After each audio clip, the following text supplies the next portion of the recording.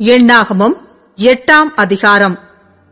கர்த்தர் மோசேயை நோக்கி, நீ ஆரோனோடே சொல்ல வேண்டியது என்னவென்றால், நீ விளக்குகளை ஏற்றும் போது 7 விளக்குகளும் விளக்கு தண்டிற்கு நேரே எரிய வேண்டும் என்று சொல் என்றார். கர்த்தர் மோசேக்கு கட்டளையிட்ட பிரகாரம் ஆரோன் செய்து விளக்கு தண்டிற்கு நேரே ஒழுங்காக அதன் விளக்குகளை ஏற்றினான். இந்த குத்து விளக்கு அதன் பாதம் முதல் பூக்கள் வரைக்கும் பொன்னினால் அடிப்பு வேலையாய் செய்யப்பட்டிருந்தது. கர்த்தர் மோசேக்கு காண்பித்த மாதிரியின்படியே அவன் குத்து விளக்கை உண்டாக்கினான். பின்னும் கர்த்தர் மோசேயை நோக்கி, நீ இஸ்ரவேல் சந்ததியாரினின்று லேவியரை பிரித்தெடுத்து அவர்களை சுத்திகரிப்பாயாக. அவர்களை சுத்திகரிக்கும்படி அவர்களுக்கு செய்ய வேண்டியதாவது, அவர்கள் மேல் சுத்திகரிக்கும் ஜலத்தை தெளிப்பாயாக. பின்பு அவர்கள் சர்வாங்க சவரம் பண்ணி தங்கள் வஸ்திரங்களை தோய்த்து தங்களை சுத்திகரிக்க கடவர்கள். அப்பொழுது ஒரு காளையையும் அதற்கேற்ற எண்ணெயிலே பிசைந்த மெல்லிய மாவாகிய போஜன பலியையும் கொண்டுவர கடவர்கள். பாவ நிவாரண பலியாக வேறொரு காளையையும் நீ வாங்கி லேவியரை ஆசரிப்பு கூடாரத்துக்கு முன் வரச் செய்து இஸ்ரவேல் புத்திரரின் சபையார் எல்லாரையும் கூடிவர பண்ணுவாயாக. நீ லேவியரை கர்த்தருடைய சன்னதியில் வரப்பண்ணின போது இஸ்ரவேல் புத்திரர் தங்கள் கைகளை லேவியர் மேல் வைக்க கடவர்கள். லேவியர் கர்த்தருக்குரிய பணிவிடை செய்யும் பொருட்டு ஆரோன் அவர்களை இஸ்ரவேல் புத்திரரின் காணிக்கையாக கர்த்தருக்கு முன்பாக அசைவாட்டப்படும் காணிக்கையாய் நிறுத்த கடவன். அதன்பின் லேவியர் தங்கள் கைகளை காளைகளுடைய தலையின் மேல் வைப்பார்களாக.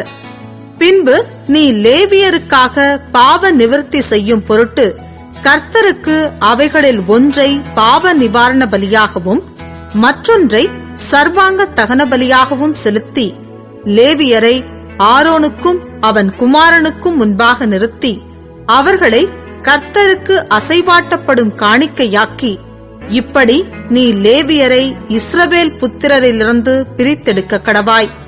லேவியர் என்னுடையவர்களாயிருப்பார்கள். இப்படி அவர்களை சுத்திகரித்து அவர்களை அசைவாட்டும் காணிக்கையாக்க கடவாய். அதன் பின்பு லேவியர் ஆசரிப்பு கூடாரத்தில் பணிவிடை செய்ய பிரவேசிக்க கடவர்கள். இஸ்ரவேல் புத்திரரிலிருந்து அவர்கள் எனக்கு முற்றிலும் கொடுக்கப்பட்டிருக்கிறார்கள். இஸ்ரவேல் புத்திரர் எல்லாரிலும் கர்ப்பந்திறந்து பிறக்கிற சகல முதற்பேருக்கும் பதிலாக அவர்களை எனக்கு எடுத்துக்கொண்டேன். இஸ்ரவேல் புத்திரரில் மனிதரிலும் மிருக ஜீவன்களிலும் முதற்பேரானதெல்லாம் என்னுடையது. நான் எகிப்து தேசத்திலே முதற்பேரான யாவையும் சங்கரித்த நாளிலே அவைகளை எனக்கென்று பரிசுத்தப்படுத்தி, பின்பு லேவியரை இஸ்ரவேல் புத்திரரிலுள்ள முதற்பேறு சகலத்திற்கும் பதிலாக எடுத்துக்கொண்டு லேவியர் இஸ்ரவேல் புத்திரருடைய பணிவிடையை ஆசரிப்பு கூடாரத்தில் செய்யும்படிக்கும் இஸ்ரவேல் புத்திரருக்காக பாவ நிவர்த்தி செய்யும்படிக்கும் இஸ்ரவேல் புத்திரர் தாங்களே பரிசுத்த ஸ்தலத்தில் சேருகிறதினால் இஸ்ரவேல் புத்திரரில் வாதையுண்டாகாதபடிக்கும் லேவியரை அவர்களிலிருந்து எடுத்து ஆரோனுக்கும் அவன் குமாரருக்கும் தத்தமாக கொடுத்தேன் என்றார். அப்பொழுது மோசேயும் ஆரோனும் இஸ்ரவேல் புத்திரரின் சபையார் யாவரும் கர்த்தர் லேவியரை குறித்து மோசேக்கு கட்டளையிட்டபடியெல்லாம் லேவியருக்கு செய்தார்கள். லேவியர் சுத்திகரிக்கப்பட்டு தங்கள் வஸ்திரங்களை தோய்த்தார்கள். பின்பு ஆரோன் அவர்களை கர்த்தருக்கு முன்பாக அசைவாட்டும் காணிக்கையாக நிறுத்தி அவர்களை சுத்திகரிக்க அவர்களுக்காக பாவ நிவர்த்தி செய்தான். அதற்கு பின்பு லேவியர் ஆரோனுக்கும் அவன் குமாரருக்கும் முன்பாக ஆசரிப்பு கூடாரத்தில் தங்கள் பணிவிடையை செய்யும்படி பிரவேசித்தார்கள். கர்த்தர் லேவியரை குறித்து மோசேக்கு கட்டளையிட்டபடியே அவர்களுக்கு செய்தார்கள். பின்னும் கர்த்தர் மோசேயை நோக்கி, லேவியருக்குரிய கட்டளை என்னவென்றால், 25 வயது முதல் அதற்கு மேற்பட்ட வயதுள்ள யாவரும் ஆசரிப்பு கூடாரத்தின் பணிவிடையை செய்யும் சேனையிலே சேவிக்க வர வேண்டும். 50 வயதுக்கு மேற்பட்டவர்கள் வேலை செய்யாமல் திருப்பணி சேனையை விட்டு ஆசரிப்பு கூடாரத்தின் காவலை காக்கிறதற்கு தங்கள் சகோதரரோடே கூட ஊழியம் செய்வதேயன்றி வேறொரு சேவகமும் செய்ய வேண்டியதில்லை. இப்படி லேவியர் செய்ய வேண்டிய வேலைகளை குறித்து திட்டம் பண்ண கடவாய். எண்ணாகமம் 9ஆம் அதிகாரம். அவர்கள் எகிப்து தேசத்திலிருந்து புறப்பட்ட 2ஆம் வருஷம் 1ஆம் மாதத்தில் கர்த்தர் சீனாய் வனாந்திரத்தில் மோசேயை நோக்கி, குறித்த காலத்தில் இஸ்ரவேல் புத்திரர் பஸ்காவை ஆசரிக்க கடவர்கள். இந்த மாதம் 14ஆம் தேதி அந்தி நேரமான வேளையாகிய குறித்த காலத்தில் அதை ஆசரிக்க கடவீர்கள். அதற்குரிய எல்லா கட்டளையின்படியையும் முறைமைகளின்படியையும் அதை ஆசரிக்க கடவீர்கள் என்றார். அப்படியே பஸ்காவை ஆசரிக்கும்படி மோசே இஸ்ரவேல் புத்திரருக்கு கட்டளையிட்டான். அதனால் 1ஆம் மாதம் 14ஆம் தேதி அந்தி நேரமான வேளையில் சீனாய் வனாந்திரத்தில் பஸ்காவை ஆசரித்தார்கள். கர்த்தர் மோசேக்கு கட்டளையிட்டபடியெல்லாம் இஸ்ரவேல் புத்திரர் செய்தார்கள். அந்நாளில் சிலர் மனித பிரேதத்தினால் தீட்டுப்பட்டபடியினால் பஸ்காவை ஆசரிக்கத்தகாதவர்களாய் இருந்தார்கள். அவர்கள் அந்நாளிலே மோசேக்கும் ஆரோனுக்கும் முன்பாக வந்து, நாங்கள் மனித பிரேதத்தினால் தீட்டுப்பட்டவர்கள்.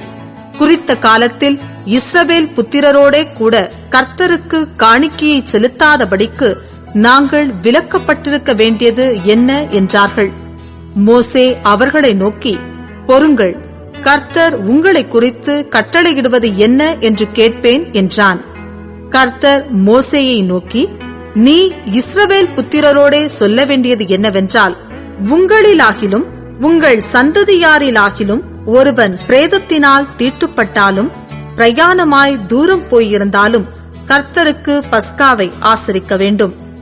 அவர்கள் அதை 2ஆம் மாதம் 14ஆம் தேதி அந்தி நேரமான வேளையில் ஆசரித்து அதை புளிப்பில்லாத அப்பங்களோடும் கசப்பான கீரைகளோடும் புசித்து விடியற்காலம் மட்டும் அதில் ஒன்றும் மீதியாக வைக்காமலும் அதின் ஒரு எலும்பையும் முறிக்காமலும் பஸ்காவினுடைய சகல முறைமைகளின்படியும் அதை ஆசரிக்க கடவர்கள். ஒருவன் சுத்தமுள்ளவனுமாய் பிரயாணம் போகாதவனுமாயிருந்தும் பஸ்காவை ஆசரிக்காதே போனால் அந்த ஆத்துமா குறித்த காலத்தில் கர்த்தரின் பலியை செலுத்தாதபடியினால் தன் ஜனத்தாரில் இராமல் அறுப்புண்டு போவான். அந்த மனிதன் தன் பாவத்தை சுமப்பான். ஒரு பரதேசி உங்களிடத்திலே தங்கி கர்த்தருக்கு பஸ்காவை ஆசரிக்க வேண்டுமானால் அவன் அதை பஸ்காவின் கட்டளைப்படியும் அதன் முறைமையின்படியும் ஆசரிக்க கடவன். பரதேசிக்கும் சுதேசிக்கும் ஒரே கட்டளை இருக்க வேண்டும் என்று சொல் என்றார். வாசஸ்தலம் ஸ்தாபனம் செய்யப்பட்ட நாளிலே மேகமானது சாட்சியின் கூடாரமாகிய வாசஸ்தலத்தை மூடிற்று.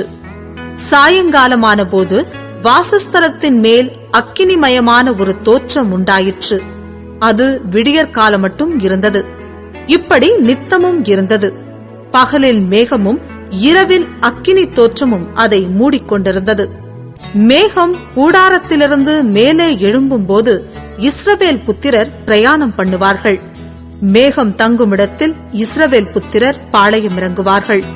கர்த்தருடைய கட்டளையின்படியே இஸ்ரவேல் புத்திரர் பிரயாணப்படுவார்கள். கர்த்தருடைய கட்டளையின்படியே பாளையம் இறங்குவார்கள். மேகம் வாசஸ்தலத்தின் மேல் தங்கியிருக்கும் நாளெல்லாம் அவர்கள் பாளையத்தில் தங்கியிருப்பார்கள். மேகம் நெடுநாள் வாசஸ்தலத்தின் மேல் தங்கியிருக்கும் போது இஸ்ரவேல் புத்திரர் பிரயாணப்படாமல் கர்த்தரின் காவலை காத்துக் கொண்டிருப்பார்கள். மேகம் சில நாள் மாத்திரம் வாசஸ்தலத்தின் மேல் தங்கியிருக்கும் போது கர்த்தருடைய கட்டளையின்படியே பாளையம் இறங்கியிருந்து கர்த்தருடைய கட்டளையின்படியே பிரயாணப்படுவார்கள். மேகம் சாயங்காலம் தொடங்கி விடியற்காலம் மட்டும் இருந்து விடியற்காலத்தில் உயர எழும்பும் போது உடனே பிரயாணப்படுவார்கள். பகலிலாகிலும் இரவிலாகிலும் மேகம் எழும்பும் போது பிரயாணப்படுவார்கள். மேகமானது 2 நாளாவது 1 மாதமாவது 1 வருஷமாவது வாசஸ்தலத்தின் மேல் தங்கியிருக்கும் போது இஸ்ரவேல் புத்திரர் பிரயாணம் பண்ணாமல் பாளையம் இறங்கியிருப்பார்கள். அது உயர எழும்பும் போதோ பிரயாணப்படுவார்கள். கர்த்தருடைய கட்டளையின்படியே பாளையம் இறங்குவார்கள். கர்த்தருடைய கட்டளையின்படியே பிரயாணம் பண்ணுவார்கள். கர்த்தர் மோசேயை கொண்டு கட்டளையிடுகிறபடியே கர்த்தருடைய காவலை காத்துக் கொள்வார். எண்ணாகமம் 10ஆம் அதிகாரம்.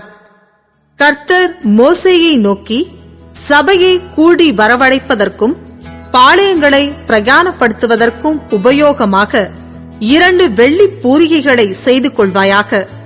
அவைகள் ஒரே வெள்ளித்தகட்டால் செய்யப்பட வேண்டும். அவைகளை ஊதும்போது சபையார் எல்லாரும் ஆசரிப்பு கூடார வாசலில் உன்னிடத்தில் கூடி வர வேண்டும். ஒன்றை மாத்திரம் ஊதினால் இஸ்ரவேலில் 1000 தலைவராகிய பிரபுக்கள் உன்னிடத்தில் கூடிவர கடவர்கள். நீங்கள் அவைகளை பெருந்தொனியாய் முழக்கும் போது கிழக்கே இறங்கியிருக்கிற பாளையங்கள் பிரயாணப்பட கடவது. அவைகளை நீங்கள் 2ஆந்தரம் பெருந்தொனியாய் முழக்கும் போது தெற்கே இறங்கியிருக்கிற பாளையங்கள் பிரயாணப்பட கடவது. அவர்களை பிரயாணப்படுத்துவதற்கு பெருந்தொனியாய் முழக்க வேண்டும். சபையை கூட்டுகிறதற்கு நீங்கள் ஊத வேண்டியதே அன்றி பெருந்தொனியாய் முழக்க வேண்டாம். ஆரோனின் குமாரராகிய ஆசாரியர் பூரிகைகளை ஊதக்கடவர்கள். உங்கள் தலைமுறை தோறும் இது உங்களுக்கு நித்திய கட்டளையாயிருக்க கடவது.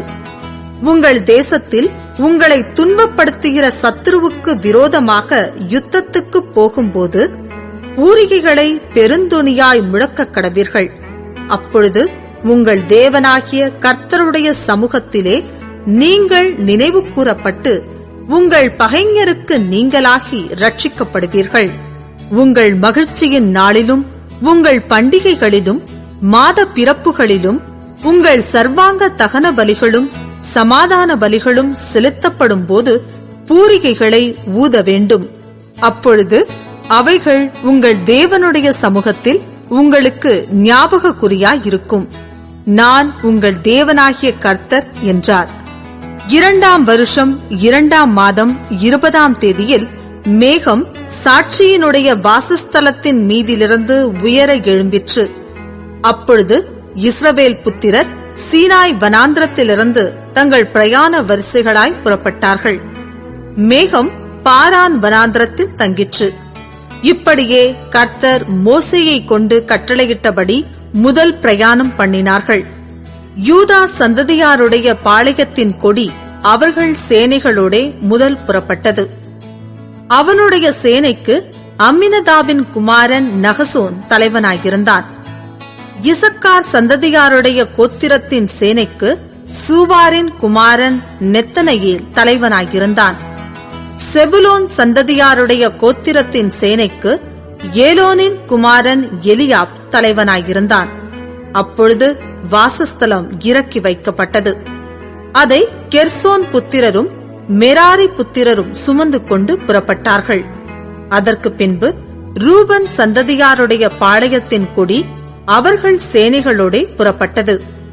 அவனுடைய சேனைக்கு சேதேயூரின் குமாரன் எலிசூர் தலைவனாயிருந்தான். சிமியோன் சந்ததியாருடைய கோத்திரத்தின் சேனைக்கு சூரிஷதாயின் குமாரன் செலோமியேல் தலைவனாயிருந்தான். காத் சந்ததியாருடைய கோத்திரத்தின் சேனைக்கு தேகுவேலின் குமாரன் எலியாசாப் தலைவனாயிருந்தான். கோகாத்தியர் பரிசுத்தமானவைகளை சுமந்து கொண்டு புறப்பட்டார்கள். இவர்கள் வந்து சேரும் முன் மற்றவர்கள் வாசஸ்தலத்தை ஸ்தாபனம் பண்ணுவார்கள். அதற்கு பின்பு எப்பிராயிம் சந்ததியாருடைய பாளையத்தின் கொடி அவர்கள் சேனைகளோடே புறப்பட்டது. அவனுடைய சேனைக்கு அம்மியூதின் குமாரன் எலிஷாமா தலைவனாயிருந்தான். மனாசே சந்ததியாருடைய கோத்திரத்தின் சேனைக்கு பெதாசூரின் குமாரன் கமாலியேல் தலைவனாயிருந்தான். பென்யமின் சந்ததியாருடைய கோத்திரத்தின் சேனைக்கு கீதையோனின் குமாரன் அபிதான் தலைவனாயிருந்தான். அதற்கு பின்பு தான் சந்ததியாருடைய பாளையத்தின் கொடி சகல பாளையங்களுக்கும் பின்னாக அவர்கள் சேனைகளோடே புறப்பட்டது. அவனுடைய சேனைக்கு அம்மிஷதாயின் குமாரன் அகியேசேர் தலைவனாயிருந்தான். ஆசேர் சந்ததியாருடைய கோத்திரத்தின் சேனைக்கு ஓகிரானின் குமாரன் பாகியேல் தலைவனாயிருந்தான். நப்தலி சந்ததியாருடைய கோத்திரத்தின் சேனைக்கு ஏனானின் குமாரன் அகீரா தலைவனாயிருந்தான். இஸ்ரவேல் புத்திரர் புறப்பட்ட போது இவ்விதமாய் தங்கள் தங்கள் சேனைகளின்படியே பிரயாணம் பண்ணினார்கள்.